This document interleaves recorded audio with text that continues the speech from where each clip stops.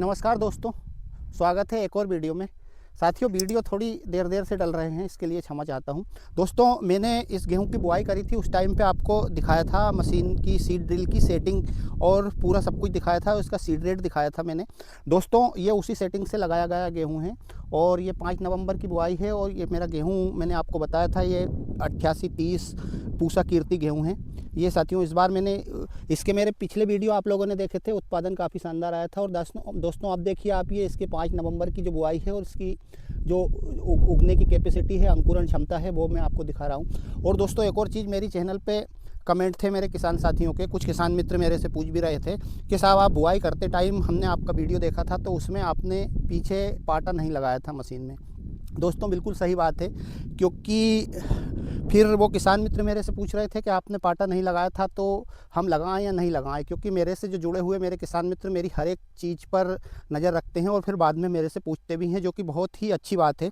दोस्तों, मैं मशीन के पीछे पाटा नहीं लगाता हूं, क्योंकि चीज़ें मैं आपको वही बताऊंगा जो मैंने मेरी ज़मीन में करी है। दोस्तों, ऐसा नहीं कि मैंने पाटा लगाया नहीं और मैं आपसे बोल दूं कि मैं भी लगाता हूं। दोस्तों, पाटा मैं इसलिए नहीं लगाता हूं कि मैं बाद में बुआई करने के एक दिन बाद, ये जो सरी आप देख रहे हैं, ये मैं बोनी करने के गेहूं की एक दिन बाद बनाता हूं। ये देखिए दोस्तों, मेरे पास सिस्टम है वो बनाने का, इसलिए मैं उससे बाद में बनाता हूं। और मैं आपको ये भी बता दूं कि उसका कारण क्या है। दोस्तों, जिस प्रकार जब हम हमारे खेत में बखर या कुछ चलाते हैं तो इस प्रकार से इस प्रकार से इस टाइप की जो ढेलियाँ बन जाती हैं, ये हमारे गेहूं के ऊपर रखाती है पीछे से। यदि हम पाटा भी लगाते हैं तो उससे भी ये हमारे गेहूं के चांस पर रखाती है। इससे दोस्तों थोड़ा सा अंकुरण में दिक्कत आती है, यानी कि गेहूं अंदर अंकुरित तो होता है लेकिन वो इस ढेले के नीचे ही जैसे ऐसे गोल गोल घूम के और ये जैसे इस प्रकार से गुंडाता रहता है। ये देखिए आप। तो दोस्तों, इससे सरी बनाने का फ़ायदा ये है कि ये जो ढेलियाँ हैं ये पूरी हमारी पाल पर चली जाती है और हमारे गेहूं को निकलने में कोई भी दिक्कत नहीं आती है। तो दोस्तों, लेकिन बहुत सभी क्षेत्रों में इस प्रकार की व्यवस्थाएं नहीं रहती है, इसलिए हमारे किसान मित्र ऐसा नहीं कर पाते हैं। जिन क्षेत्रों में हैं वो किसान मित्र तो करते हैं, और किन किन क्षेत्रों में ये इस प्रकार की है वो मेरे को बता देना कमेंट के माध्यम से।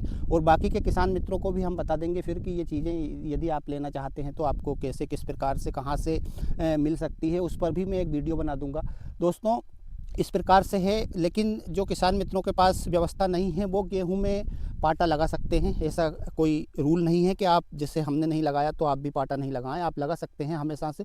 लेकिन उसमें हमें विशेष ध्यान रखना है कि जो हम मशीन के पीछे जो पाटा लगाते हैं वो हैवी वाला नहीं हो।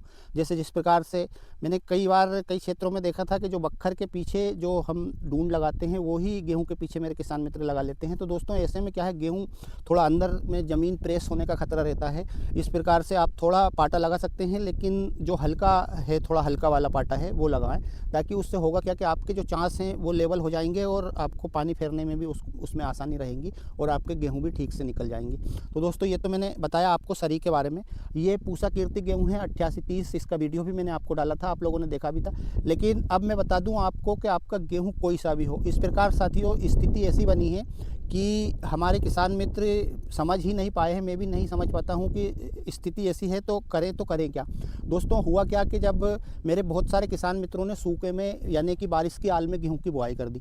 अब ऐसे में हुआ क्या कि ज़मीन में ऑलरेडी नमी इतनी थी कि जिन किसान साथियों ने सूखे में गेहूं की बुआई करी थी, उन किसान मित्रों ने जब पानी लगाया गेहूं में, उसके बाद गेहूं बहुत तेज़ी से पीले हुए। कई क्षेत्रों में तो गेहूं पूरी तरह से निपट गए दोस्तों। तो ऐसे में फंगस ज़मीन में लगी, क्योंकि उसका कारण रहा कि खेत सूखे नहीं बिल्कुल भी और हमने बुआई कर दी।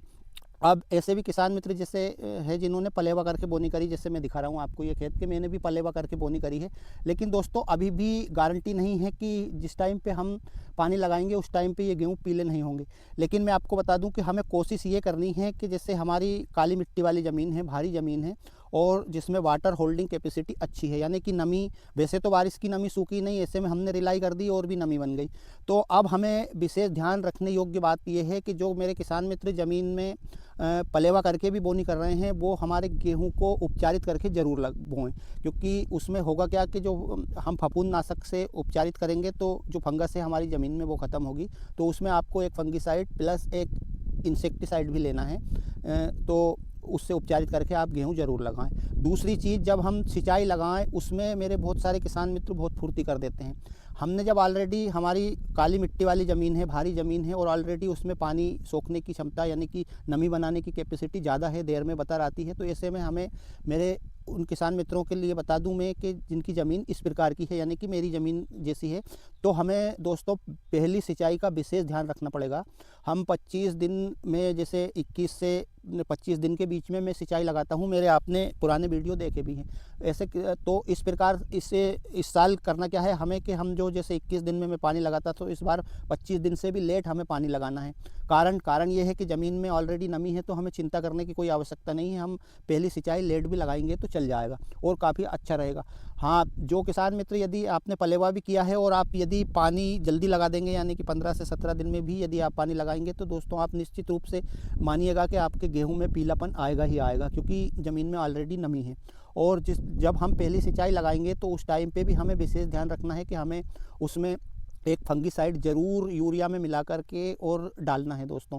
बाकी की चीज़ें बेसल डोज वगैरह ये सब चीज़ें हम डाल चुके हैं, लेकिन इस साल अलग चीज़ें हो रही है दोस्तों, तो हमें फंगीसाइड पहली सिंचाई में भी एक फंगीसाइड लेना पड़ेगा। और कौन सा फंगीसाइड लेना है मित्रों, ये आपको मैं मेरे जो सिंचाई लगाऊंगा उससे पहले जो वीडियो डालूंगा और कितने दिन में सिंचाई लगाऊंगा ये बता दूंगा। लेकिन दोस्तों एक और चीज़ बता दूं कि जिन किसान मित्रों की ज़मीन भुरभुरी है यानी कि जिसमें नमी जल्दी जाती है, तो उसमें तो ऑलरेडी गेहूँ पीले नहीं होंगे। वो किसान मित्र अपनी ज़मीन के हिसाब से और अपने विवेक से, क्योंकि वो उनकी ज़मीन में हर साल खेती कर रहे हैं, तो उनको पता है कि उनको कितने दिन में पानी लगाना है तो सही रहता है। तो दोस्तों वो किसान मित्र जैसे जिस टाइम पे पानी लगाते थे, सिंचाई लगाते थे, वो उसी टाइम पे स्थिति को देखकर अपने गेहूं में सिंचाई लगा सकते हैं, कोई भी दिक्कत नहीं है। लेकिन ये भारी और काली ज़मीन वाली है जहाँ पर ये फंगस की ज़्यादा समस्या आ रही है, उन लोगों के लिए मैंने बताया है।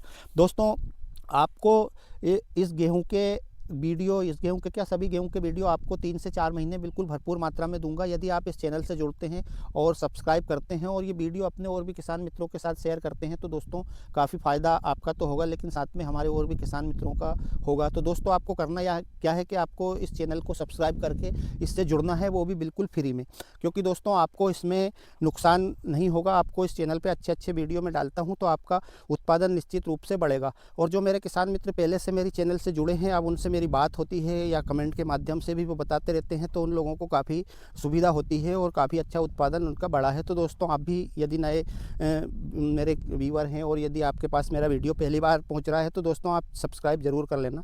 तो साथियों ये थी आज एक छोटी सी जानकारी इस वीडियो में। मिलता हूँ बहुत जल्द एक और जानकारी के साथ नए वीडियो में। तब तक के लिए जय जवान जय किसान, धन्यवाद।